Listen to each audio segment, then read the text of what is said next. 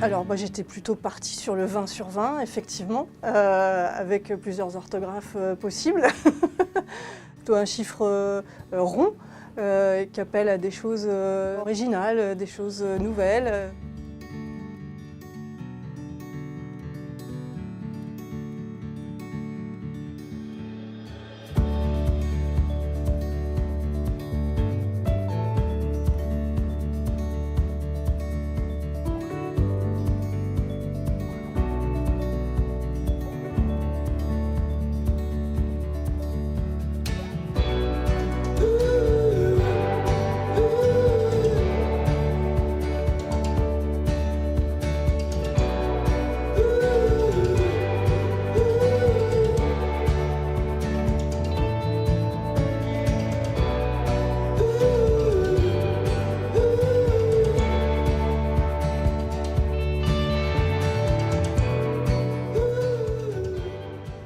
Je parlerai peut-être du programme des ambassadeurs de la transition énergétique. C'est un programme avec des services civiques. On travaille avec le PIMS. C'est un projet intéressant pour moi parce qu'il permet aux jeunes de s'engager à nos côtés, Grand Poitiers, pour distribuer, développer le message de la transition énergétique, des actions que l'on réalise et engager l'ensemble des citoyens à aller sur ça. Avec des nouveaux projets, plein de projets de relancer le service de médecine de prévention. Et nous avions juste emménagé dans des nouveaux locaux. Nous attendions l'arrivée d'un nouveau médecin de prévention.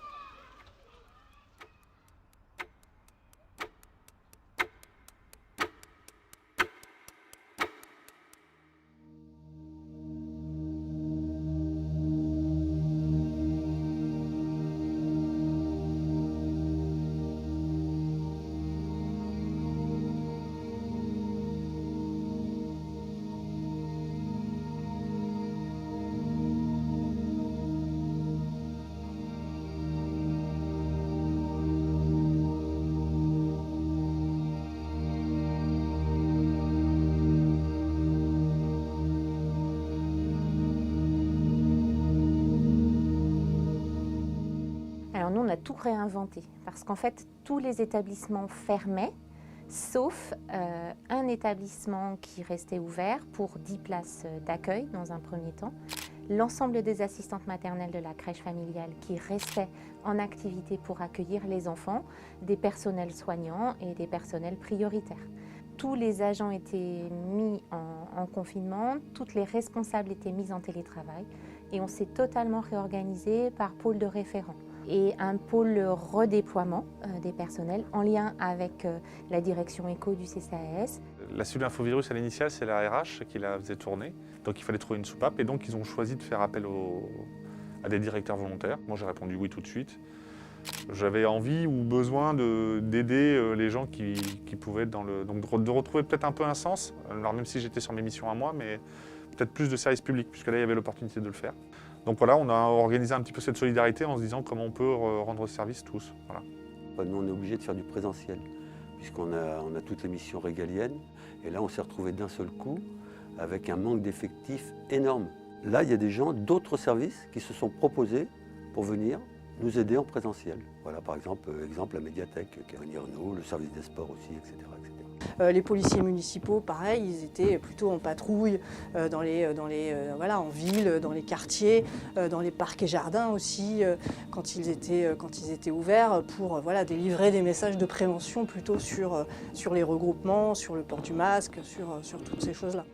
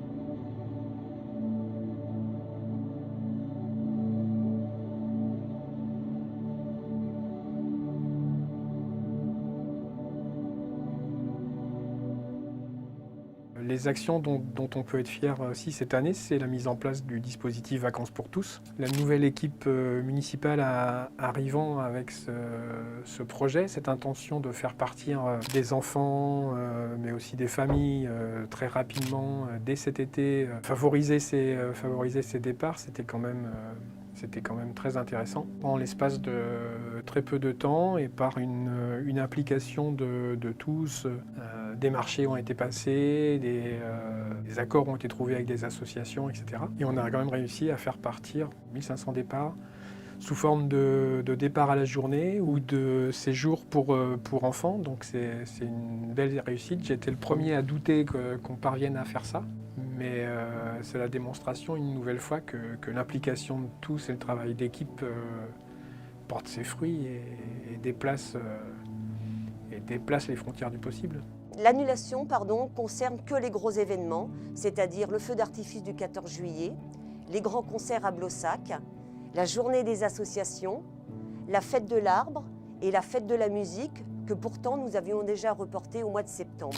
Ce sont les seuls événements que nous avons annulés. Les autres, nous les avons réinventés, réimaginés, réadaptés dans d'autres espaces publics.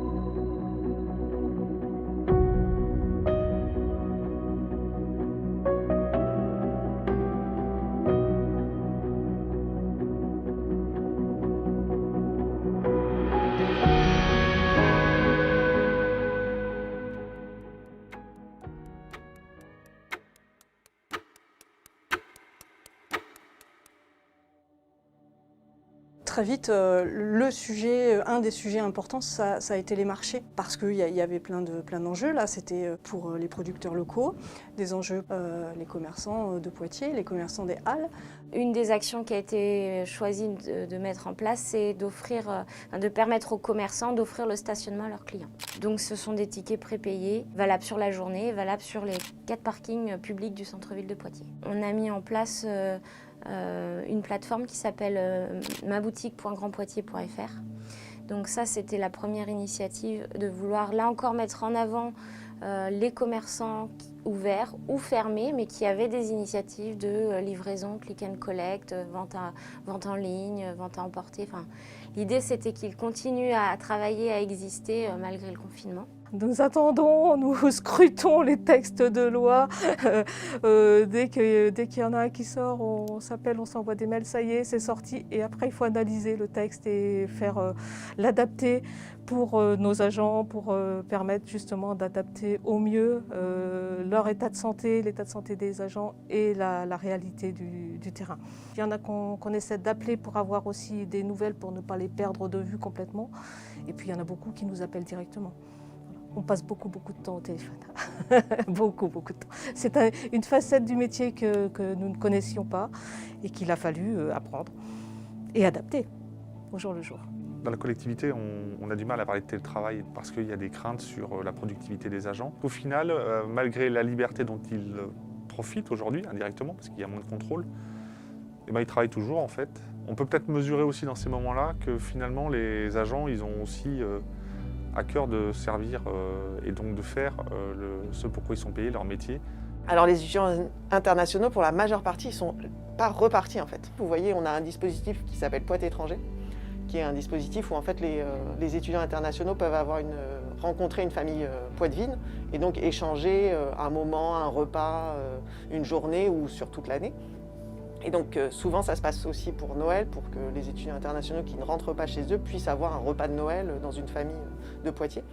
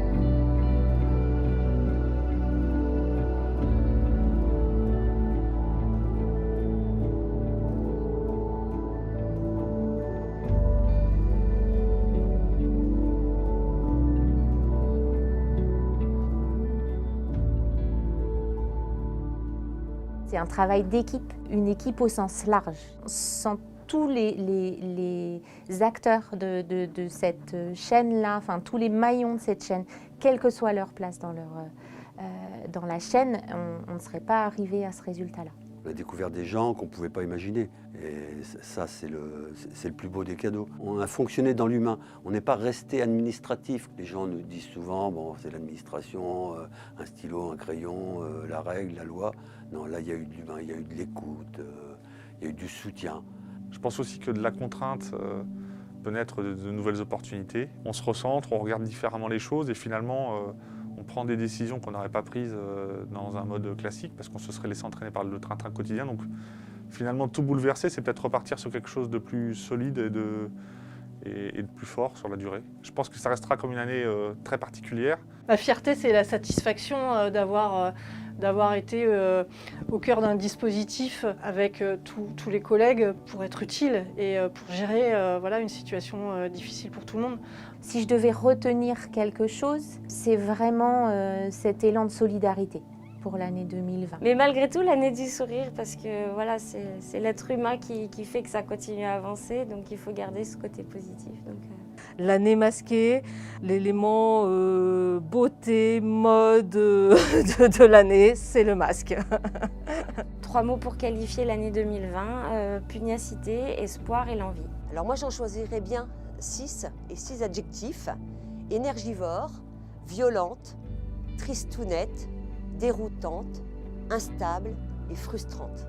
3 mots-clés, solidarité, solidarité et solidarité. Intense, transition et solidaire. Éprouvante, gratifiante, solidarité aussi. Je suis épatée de la capacité d'adaptation de la collectivité. La mobilisation, l'initiative et la réactivité. Réorganiser, écouter l'écoute des agents, ça c'était important. Et s'adapter, toujours. S'adapter aux différentes situations, c'est surtout ça. Exceptionnelle, surprenante et révélatrice. L'année 2020 aura été exceptionnelle, surprenante et révélatrice. Donc je vais me projeter sur l'année suivante, en fait, vivement 2021, et qu'on fasse plein de projets.